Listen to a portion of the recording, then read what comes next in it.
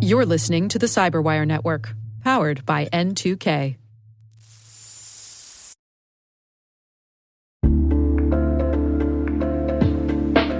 And now, a word from our sponsor, SpyCloud, the cybercrime analytics leader.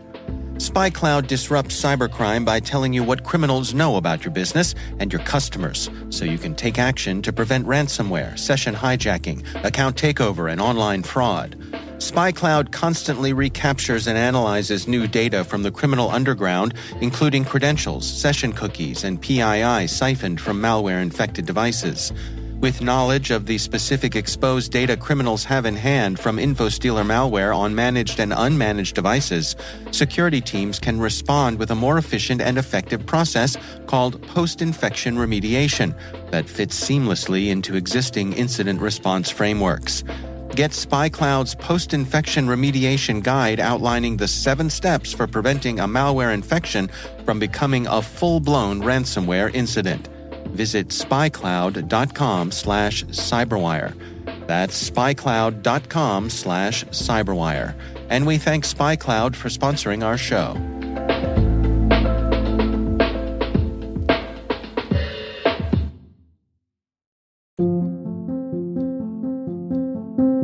My name is Andrea Little Limbago. I am a computational social scientist. What I wish I had known is that there is no straight line between what you think you want to do and then where you end up going.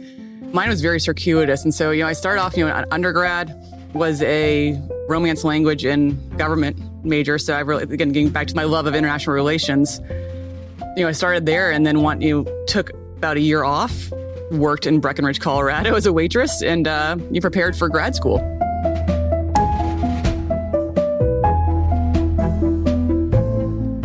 And then in grad school, it was a political science, and you focus on international relations and methodology as my core components. And by methodology, that basically means modeling.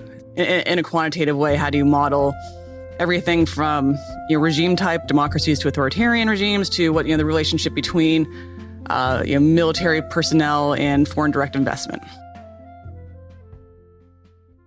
After grad school, when I got my degree, I taught briefly at New York University, and then the Department of Defense reached out to me at a conference, and I chatted with them, and I ended up going to work at the Joint Warfare Analysis Center, which is in Dahlgren, Virginia, and ended up leading a team there of computational social scientists working on a broad range of factors. A lot of it was counterterrorism, but that's actually where I started getting into more of the cybersecurity angle.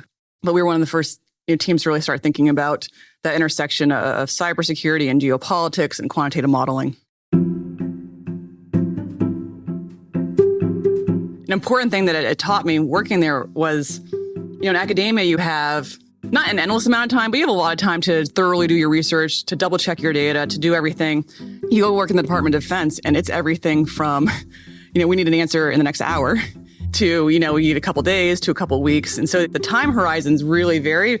And it initially is very, very uncomfortable to provide some sort of answer within an hour because you haven't been able to check all the data. There are always going to be all these assumptions, but you have to learn how to take what you know, provide the assumptions that are there, and still give your best input that you can. And being able to turn that quickly and make sure that also it's relevant to a higher audience as well, to more of an executive level audience, it's actually a really tough skill.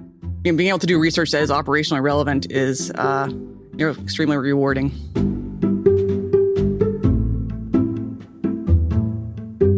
I work on the geopolitics of cybersecurity, so I look at how technologies and security interact with what's going on, in global events. What I love is doing research and helping support areas that I believe, fundamentally are linked to our own national security, and national security is linked to the preservation of democracy. That to me is just amazing, and it's areas that I love, and it's in an area that I think is one of the most important missions of our time right now. And with democracy on the decline around the globe, we need more and more people looking at ways to help preserve democracy within this digital era that we find ourselves in now, because there isn't a playbook for it. That's sort of one of my broader goals is to help inspire and encourage other folks that with a similar kind of background to come into this area, because we need more people that look at the intersection of humans and technology. And so that's where I like to focus, and that's where I like to encourage others to come in as well.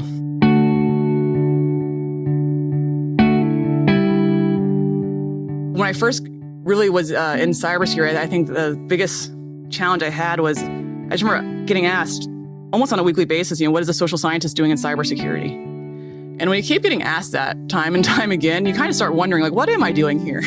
They weren't doing it in a malicious way. They were just like, well, that seems weird. And so you do have to kind of question what you are doing in that industry. And I think we do struggle a bit as an industry to, open the doors to more people from different disciplines. And so, justifying my existence within the industry, I think, was something that it took me a while to overcome. And I would say I still ponder it from time to time, but I'm always much more confident in my responses on that. And the great thing is, I actually have, over the last year or two, that question has stopped being posed. And I think it's because we're finally at a point where we're starting to see that there are humans behind all the technology. And given that, you need social scientists. So the challenge of knowing how you fit in was something that I struggled with quite a bit.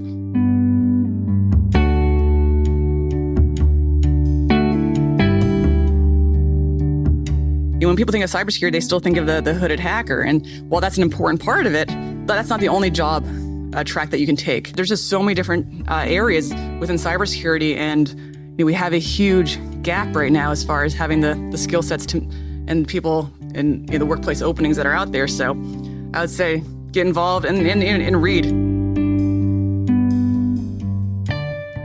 Hopefully that I helped open doors to both the kind of research, the integration of the more of the rigorous social sciences, and to think about cybersecurity, but opening the doors also just to broader disciplines and different people coming into the industry, being part of that transition that makes cybersecurity much more accessible for everyone.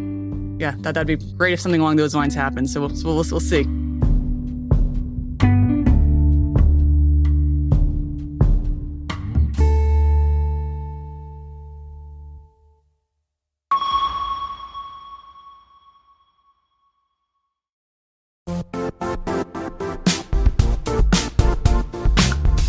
Now, a word from our sponsor, the Johns Hopkins University Information Security Institute, currently seeking qualified applicants for its innovative Master of Science in Security Informatics degree program.